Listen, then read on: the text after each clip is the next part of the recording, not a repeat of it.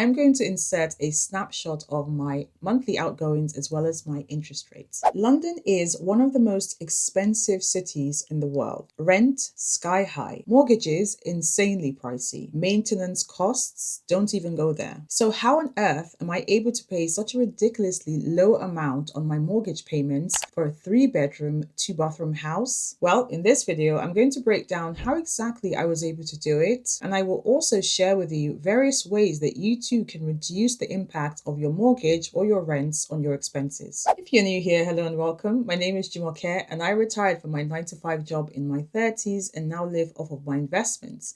On this channel, I talk about personal finance, investing, wealth creation, as well as self-improvement. If this sounds of interest to you, do not forget to hit the subscribe button if you're not already subscribed. Click the notification bell so you don't miss any of my new videos.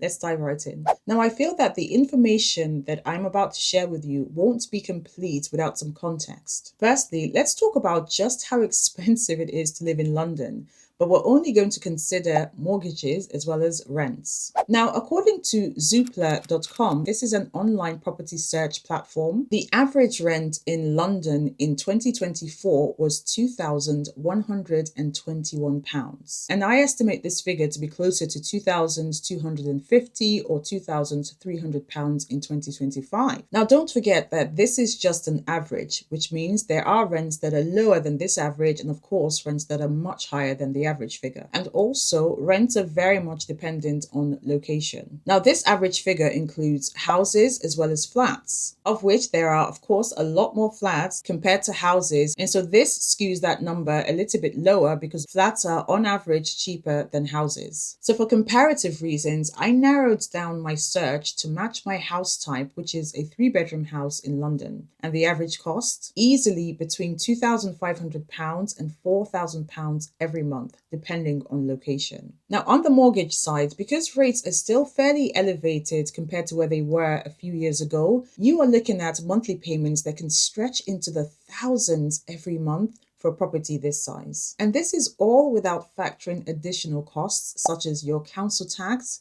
your utility bills, and your maintenance costs. Because in London, a tiny thing like a leaky tap can cost you a fortune. Now, I had a few questions on the video I put out on how I'm able to partly fund my retirement via dividends. And I had questions around what my housing costs were like, whether I own my property or I rent. And so I wanted to share the details in a separate video. Now, to answer this question, I will say that I pay a fraction of all the figures I previously mentioned in terms of my monthly mortgage payments. And yes, I do own my property. So for the number you've all been waiting for, my current monthly mortgage on my 3-bedroom, 2-bathroom house in London is £467.02. And my interest rate is lower than 1.5%. To be precise, it is 1.29%, and this is a fixed rate. And I've been enjoying this low rate for a few years now, and I still have a few more years to go. Now, to put things into perspective, at the moment, you can find interest rates or mortgage rates around 4 to 5%, and at some point they went as high as 8% annually. And also, to give you an idea, the average home price around my area is £795,000, and my loan to value is around 50%, i.e. the outstanding mortgage on my property is around 50% of its total value. Now, there will always be a doubting Thomas amongst us. Sorry if your name is Thomas, it's just a biblical reference, but there'll always be someone who says, oh, that is impossible, it's a lie.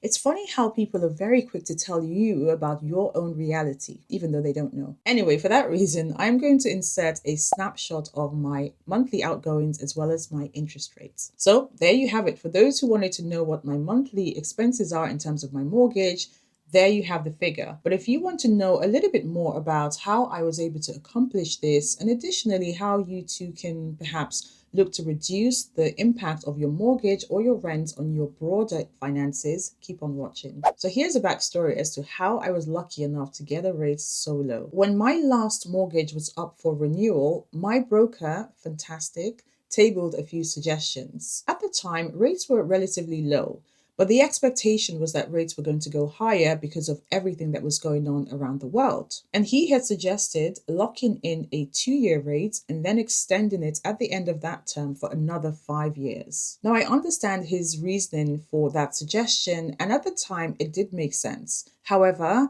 the one thing that a lot of people hadn't factored in was just how high rates were going to go over the next 2 to 4 years. Now, my banker brain was suggesting otherwise.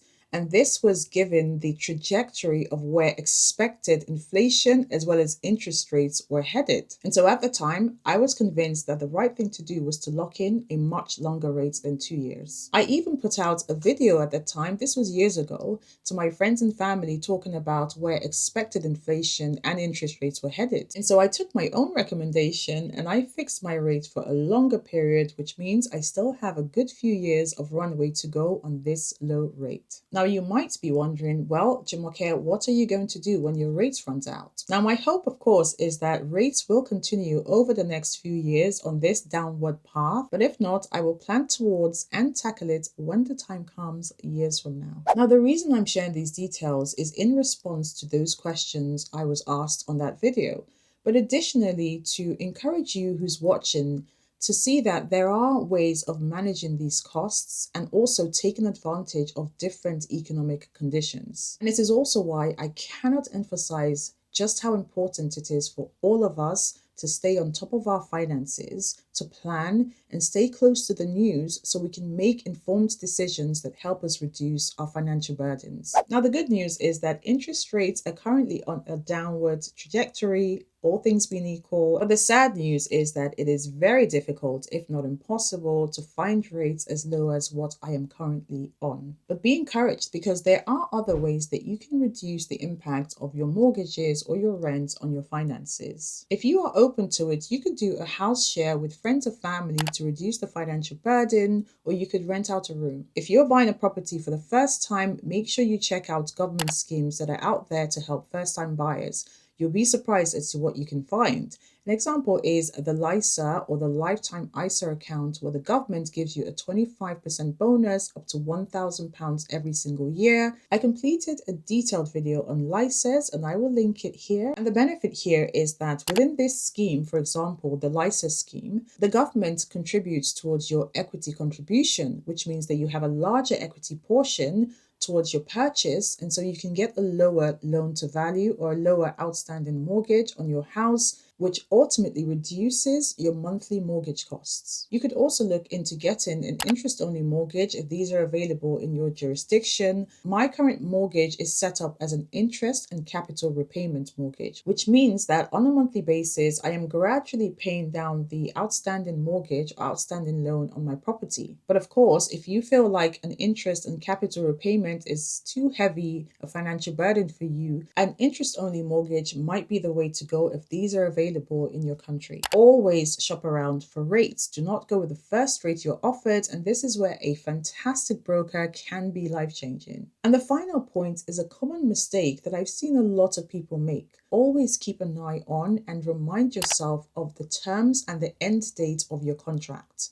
because this will help you avoid those prohibitive interest rates. And this is because typically when a fixed rate mortgage ends, it rolls into a standard variable rate, which is a lot higher than what you would pay if you were in a fixed contract. So always remind yourself, whether that's through an annual calendar reminder, on the end date of your contract, so you can shop around and hopefully negotiate better rates before the end of your contract. The dream of home ownership, in my opinion, is very much still alive. But you must go into it knowing that there will be potentially painful periods, hopefully short-lived, but there will also be wonderful moments where your costs are at the lower end of the spectrum. And just like that, my dear friends, we have come to the end of another video. If you have any comments or questions, please leave them down below in the comment section, and I will do my very best to respond to as many of them as I can. I'll see you in the next video. Look after yourselves. Bye for now.